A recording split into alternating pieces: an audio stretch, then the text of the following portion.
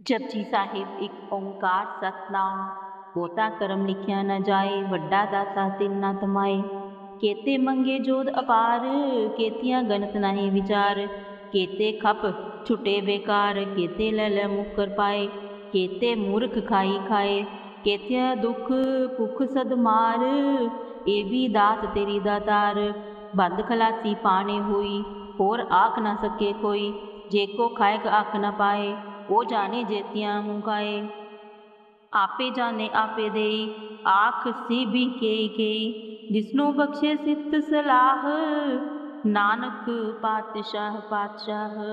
वाहिगुरु जी का खालसा वाहिगुरु जी की फतेह। बहुता करम लिखिया ना जाए वड्डा दाता तिल ना तमाए। यहाँ पर गुरु नानक देव जी महाराज कहते हैं कि हे वाहिगुरु, हे सच्चे पातशाह, तेरा कर्म इतना अपार है कि लिखा नहीं जा सकता। तू महान दाता है, तुझे तनिक भी लालच नहीं है। कहने का भावार्थ ये है कि परमात्मा इतना देता है, पूरी सृष्टि को इतना देता है, इतना देता है कि किसी से कुछ मांगता नहीं है। उसे किसी भी प्रकार का लालच नहीं है। वो बिना लालच के सबको देता है।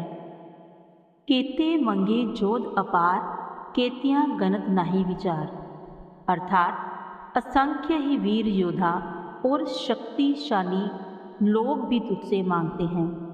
इतनी मांग है कि उनकी गिनती या सोच भी नहीं की जा सकती। अर्थात तू रंक से लेकर राजा तक सबको देता है। कोई भी ऐसा नहीं है कि जिसको तू नहीं देता। केते खप टूटे बेकार केते लैले मुकर पाए, यानी कई लोग थक कर भी यानी पापों से भी नहीं छूटते, कई बार लेकर भी तुझसे मुकर जाते हैं।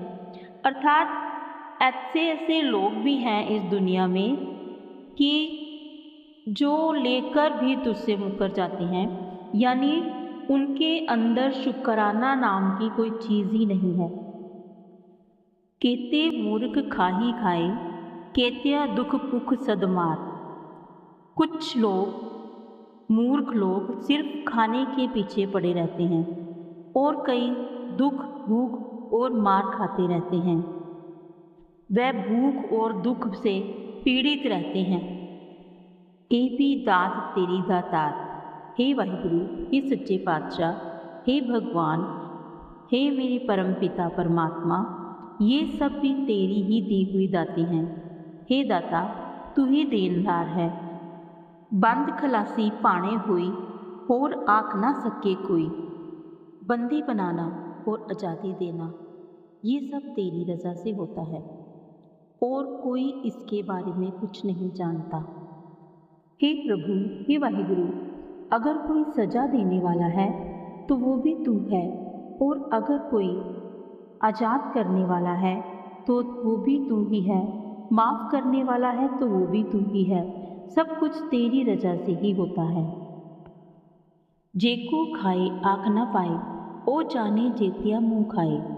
अर्थात अगर कोई ये कहता है कि वो सब कुछ जानता है तो वो केवल इतना ही जानता है जितना उसने अनुभव किया है।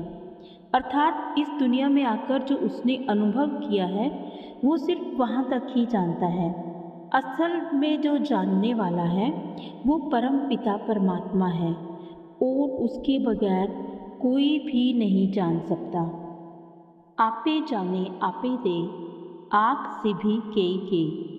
हे परम पिता परमात्मा, तू स्वयं ही जानता है और स्वयं ही देता है। बोलने वाले लोग तो बस अनुमान ही लगा सकते हैं, लेकिन असल में क्या होने वाला है और क्या होगा ये केवल प्रभु ही जानते हैं। जिसनु बख्शे सिफ्त सलाह नानक पातशाह पातशाह। जिस पर तू कृपा करता है उसे तेरा गुणगान करने का अवसर मिलता है। जो नानक देव जी महाराज कहते हैं कि हे नानक, वह व्यक्ति सच्चा राजा होता है और वह राजाओं का भी राजा है। कहने का भाव है कि जिस पर स्वयं भगवान कृपा करते हैं और जिसका स्वयं भगवान गुणगान करते हैं, वह इंसान राजाओं का भी राजा होता है, उसी की ऊंची पदवी होती है। ये पवित्र पंक्तियां हमें सिखाती हैं कि ईश्वर की कृपा अनंत है, उसे कोई नहीं माप सकता। वह सबको देता है, फिर भी उसे किसी चीज़ का मोह नहीं है। जिसको वह बख्श देता है वही उसका नाम जप सकता है, और वही सच्चा राजा है, वही राजाओं का राजा है। कहने का भाव है कि असली राजा वह नहीं होता जो सचमुच में राजा है और गद्दी पर बैठा है, लेकिन वो बुरे कर्म कर रहा है, बुरी आदतें हैं उसकी, और वह अपनी जो उसकी प्रजा है उसके साथ वो गंदा व्यवहार कर रहा है। कहने को तो वो राजा है, लेकिन वो भगवान की नज़रों में राजा नहीं होता। भगवान की नज़रों में वो राजा है जिसके ऊपर भगवान की कृपा दृष्टि होती है, जिसको भगवान स्वयं चुनता है अच्छे कामों के लिए, अच्छी शिक्षा देने के लिए। वही राजाओं का राजा होता है जो दुनिया को उस प्रभु परम पिता परमात्मा के साथ जोड़ता है। वाहिगुरु जी का खालसा, वाहिगुरु जी की फतेह। जय गुरु जी। संगत जी, अभी आपने जपजी साहिब की 25वीं पौड़ी की व्याख्या सुनी। अगर आपको हमारा ये प्रयास अच्छा लग रहा हो तो आप इस वीडियो को ज़्यादा से ज़्यादा शेयर करें, ताकि ज़्यादा से ज़्यादा जो हमारी संगत है वो इसका लाभ उठा सके। संगत जी, इस वक्त हमें गुरबानी की बहुत ज़्यादा ज़रूरत है, क्योंकि खुद हमें गुरु जी ने भी कहा है कि हम गुरबानी से जुड़ जाएं, गुरबानी से जुड़ें, गुरबानी सुने।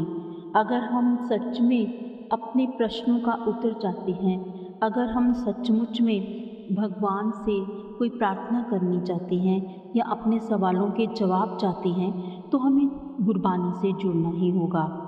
संगत जी, आप भी देख रहे हैं कि 7 तारीख से हमारे देश में कितने बुरे हालात चल रहे हैं। पहले अनंतनाग में गोलीबारी, आतंकियों ने हमला कर दिया, फिर पाकिस्तान ने अटैक कर दिया, और आज भी मतलब बहुत ज़्यादा, आज रात के मेरे ख्याल में इस वक्त 2:30 बज रहे हैं, 2:30 हो रहे हैं, और मैं ये वीडियो जब बना रही हूँ तो हमारे इधर जम्मू कश्मीर में बहुत ही गोलीबारी हो रही है। हम तो इतना डरे हुए हैं कि आपको बता नहीं सकते। फिर भी मैं संगत की, गुरुजी ने मुझे बोला है कि संगत की सेवा नहीं छोड़नी है, तो आपकी सेवा के लिए ही हम ये उपराला कर रहे हैं कि आपको गुरबानी की समझ आए कि गुरबानी है क्या। ये सब जो हो रहा है ये तो होता रहेगा संगत जी, पता नहीं कब आखिरी वक्त आ जाए। गुरबानी के साथ जुड़ना बहुत ज़रूरी है।